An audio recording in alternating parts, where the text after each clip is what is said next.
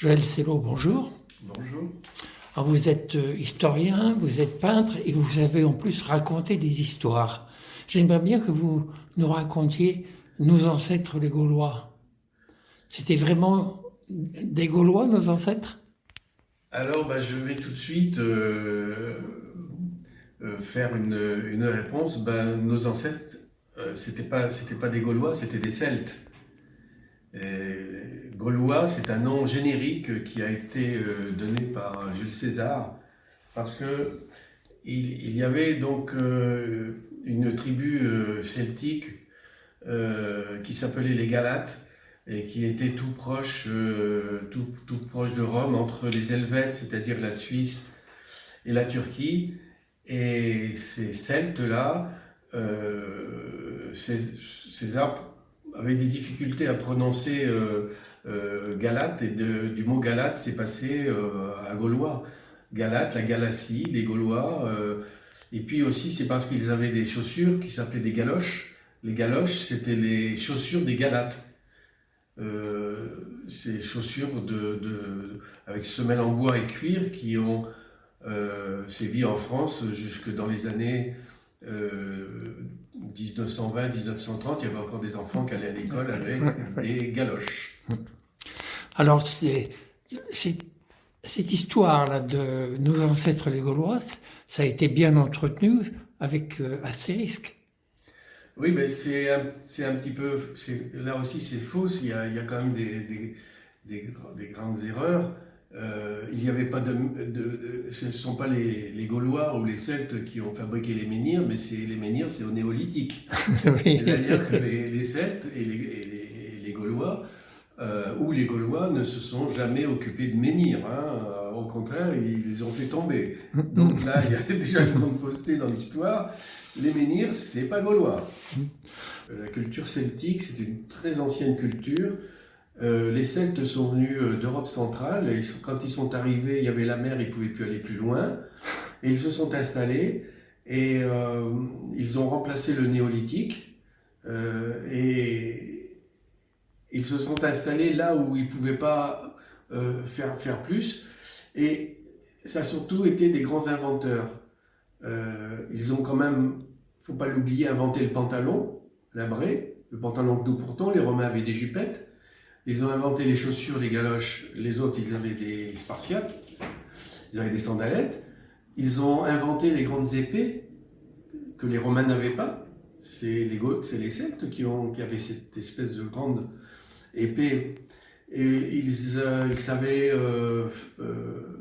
faire le verre. Ils avaient des vitres à leur maison. Ils ne vivaient pas spécialement dans des maisons au fond des bois, dans des huttes infâmes, comme on a bien voulu le raconter. Nos ancêtres, les Gaulois qui vivaient au fond des bois, pas du tout. Ils vivaient dans des villages, avec des maisons souvent à étages. Et ils ont inventé la charrue, et ils ont inventé un récipient extraordinaire, le tonneau. Et le tonneau, pour conserver du vin, ça ne peut pas être des gens mauvais qui ont inventé ça. Les Romains avaient un problème, c'est qu'ils transportaient le vin dans des jarres qui se cassaient, alors qu'ils découvrent le tonneau, mais ils découvrent aussi la roue à rayons. Les Romains avaient des roues pleines, eux ils ont des roues à rayons, qui changent complètement la manière de la mobilité. Et c'est pour ça qu'on ne peut pas non plus rire quand on parle des Gaulois. Ils avaient des casques, ils avaient des grandes cornes, ils avaient des tresses, c'est pas vrai. Les Celtes étaient glabres, ils n'avaient pas de grandes barbes comme on veut bien souvent les montrer. Et il faudrait réhabiliter un petit peu dans notre histoire de France les Celtes et puis notre civilisation. Je ne sais pas pourquoi, je ne comprends pas pourquoi on nous dit nous sommes des Latins. Non, on n'est pas des Latins. On est des Celtes, à l'origine en tous les cas. Voilà. Alors après, il y a eu l'association, j'appelle ça moi les celto-romains ou les celto-latins. Moi je préférerais ça, les celto-latins. Cette association qui a fait ce que nous sommes maintenant. Mais de dire que nous sommes des Latins issus de la Rome antique, non, c'est ça, je suis pas d'accord. Et vous avez fait un jeu également sur un jeu de société, c'est ça? Vous pouvez nous le montrer? Oui, j'ai créé un jeu de société voilà, que j'ai dessiné. Alors, c'est un jeu Alors, ça se joue avec des dés? avec des dés, des pions. Oui. Et puis, on voit un certain nombre d'inventions, justement, le tonneau. Voilà, le tonneau. Ah, les menhirs, il y a quand même des menhirs. Oui, qui est une fausseté, je le dis, parce que les menhirs, c'est néolithique. Hein. Et puis, on arrive sur une case. Oui, la charrue, le grand druide qui va gagner quelque chose, certainement. La musique. La lyre, c'est la faucille. La faucille, c'est eux aussi. Ah oui. Le pantalon, le bray. Oui. Ils étaient très, très doués en teinture. C'était des grands teinturiers. Ils teignaient en jaune, ils teignaient en bleu. Bien sûr, il y avait le barde qui est toujours là. La fameuse épée. Oui. Ils avaient des vêtements très colorés. Hein? On peut dire qu'ils ont même inventé le jacquard. Parce qu'ils avaient des vêtements à carreaux. Et le sanglier, c'est vrai, alors ils mangeaient du sanglier. Ils mangeaient très peu de sanglier ou pas du tout. Contrairement à ce qu'on dit. C'était pas leur nourriture. On a trouvé dans des grandes fosses leurs ordures, parce qu'ils creusaient des grandes fosses où ils mettaient les ordures. Et je vais faire un peu tiquer des gens, ils mangeaient beaucoup de chiens.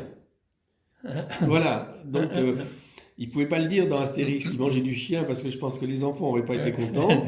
Mais voilà, c'était leur nourriture. Ils mangeaient très peu de vaches, parce que les vaches, ça servait à faire du lait. Ils ne mangeaient pas les chevaux, mais ils mangeaient du lapin, des poules, et des légumes. Du chien et des légumes. Parce qu'ils cultivaient également Ils ont leur jardin. Inventé le savon.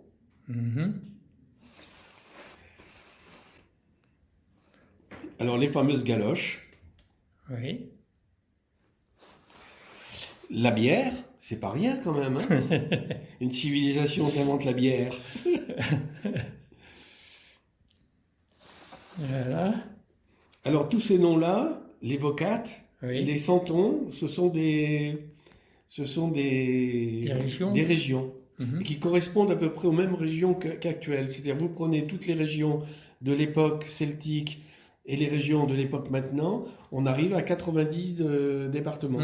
Et donc, on arrive là à peu près à 90 régions qui portent, les mêmes noms.